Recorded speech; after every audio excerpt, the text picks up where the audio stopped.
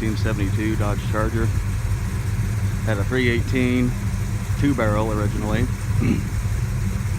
I put a four barrel on it, mild cam, and some headers, and it did okay. But it was an original 72 LA 318, low compression, and the motor didn't really do it any favors. So I drove it around with that motor for about 3.5, almost 4 years, and I gotta respect it because it got me to and from where I wanted to go with this car. So up until a week ago, it no longer in the car. I finally swapped a 5.9 Magnum in this sucker, and I'm just gonna do a quick walk around, let you hear the exhaust, and then I'll pop the hood. We'll see the motor. Sorry, I can't really get into the street too much. Your exhaust.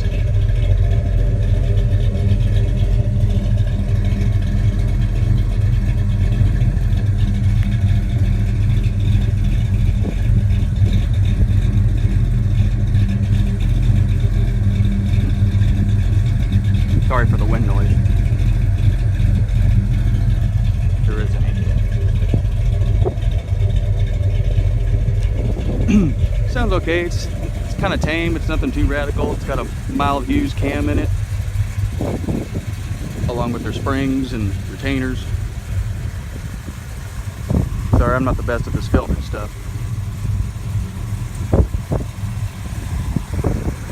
But yeah. All right, pop the hood. Might need two hands for this because my hood latch or hood release is kind of broken at the moment. There's my 5-speed homemade shifter, the AX15 5-speed transmission. Okay, I gotta put you down for a sec. Hang on. All right, got her popped. I got lucky. Usually this hood sticks on me. All right, you ready? Here's my new built 5.9 Magnum. There she be. This motor was from a 99, I pulled it from a 99 Dodge Ram 1500 at the junkyard. Went there all by myself, and it took me about 3.5 hours to get the engine ready to pull. And I used the junkyard's one of their A-frame, or not A-frame, but one of their, looks like a homemade engine hoist, just put it that way. And pulled it out, brought it home, and tore it down and rebuilt it. All new bearings. I reused the pistons and the piston rings. Most people would probably say that's not a good idea, but the bores in this engine were in pretty darn good shape, with the crosshatch looking almost brand new, and there was no ring ridge whatsoever. So I felt no need to touch the bores. All I did to this motor was just replace the bearings. That's all I did.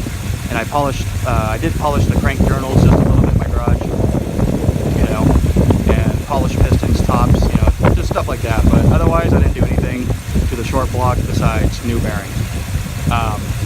So it's completely stock bottom end, 5.9s, completely stock heads.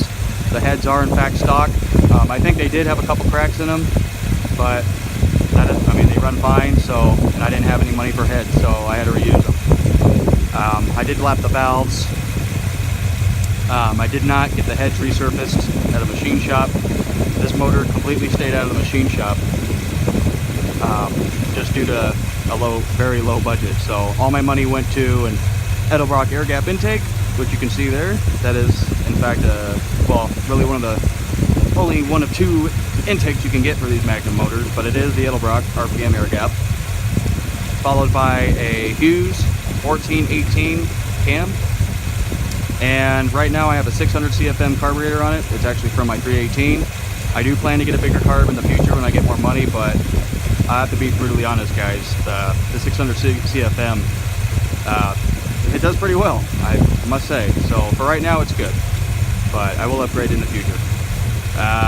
Anything else? Oh, and I got Hedman long tube headers, 1 5/8. And that's about it, guys. It is using an LA timing cover, along with the LA style water pump. And it does have the V-belt, the original V-belt configuration with the original belt-driven fan.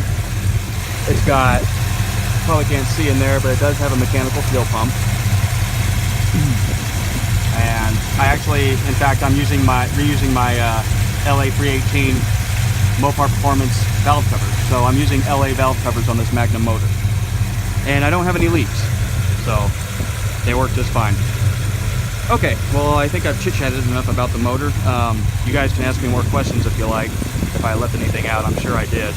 Any small details as far as swapping a Magnum motor into one of these older B-body Mopars.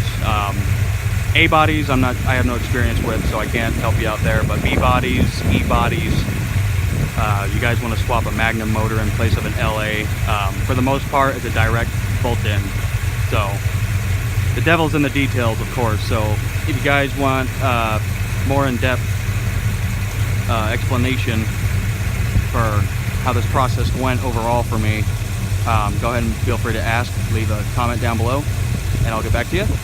Overall, I'll just tell you right now, it was pretty darn easy, and I did this all by myself. I built the engine completely by myself, and I also, when the day came to yank out the 318 and put this guy in, I did it all by myself.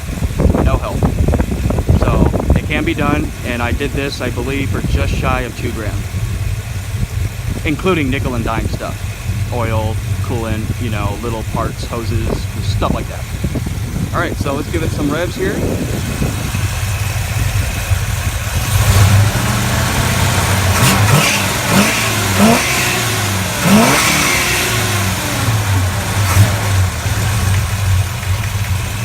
It goes pretty good.